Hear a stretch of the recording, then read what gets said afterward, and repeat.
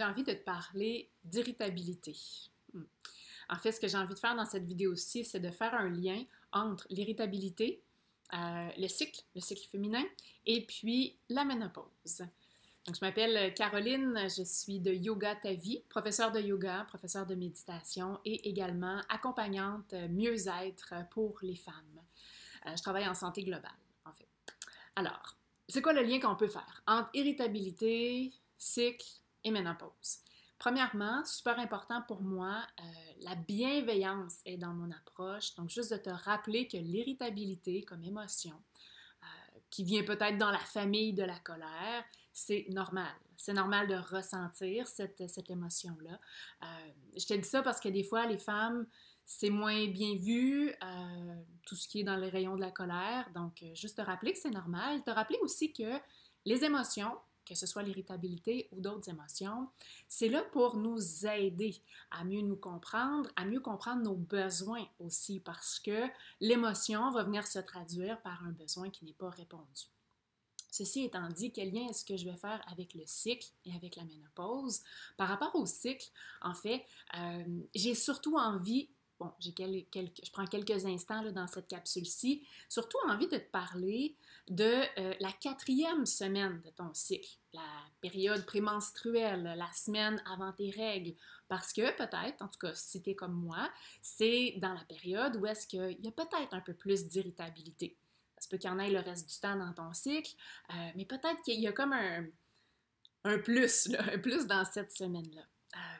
Comment j'aborde ça, cette irritabilité de mon côté dans cette période-là?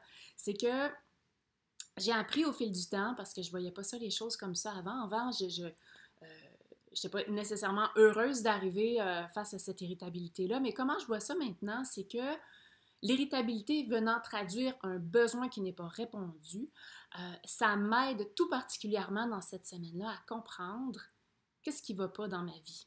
Qu'est-ce qui accroche? Où est-ce que ça accroche? Où est-ce que j'ai besoin d'apporter un peu plus d'attention pour me sentir mieux? Ça peut être un point de vue relationnel, il y a peut-être quelque chose qui cloche avec quelqu'un, au bureau, avec les enfants, peu importe. C'est peut-être par rapport à moi-même aussi, mais je trouve en fait que cette période-là, elle est propice à m'ouvrir les yeux sur des inconforts que je vis, sur des pistes d'amélioration, de comment je peux, grâce à cette irritabilité-là, mieux comprendre ce qui se passe en moi, travailler, régler, discuter, ouvrir la discussion. Là, on s'entend qu'il y a une panoplie de manières de faire, manières d'être, pour adoucir, alléger cette irritabilité. Bon, quel lien maintenant je fais avec la ménopause? Je ne sais pas si tu sais, mais il y a chacune de nos semaines de notre cycle a aussi son pendant à l'échelle de la vie. Encore là, j'y vais brièvement là, dans cette capsule vidéo. La période prémenstruelle, elle est associée à la ménopause. Donc, la période de la ménopause, hein, on sait que je dis on sait, bon, on en entend parler des fois un peu négativement, puis moi, c'est quelque chose que j'ai envie de changer. Mais qu'est-ce qu'on entend parler? On entend parler des symptômes. Les symptômes qui ne sont pas nécessairement agréables, entre autres l'irritabilité. On va entendre parler des chaleurs, on va entendre parler de libido, de sexualité, de sécheresse vaginale, par exemple, d'énergie ou de baisse d'énergie. En tout cas, il y a une panoplie de symptômes qu'on peut aborder. Mais si on reste au niveau de l'irritabilité, c'est un des symptômes, un des désagréments de la ménopause. Il y a un lien avec le cycle. Donc, comme le cycle et la ménopause sont reliés, le cycle étant... donc, je parle toujours de la 4e semaine.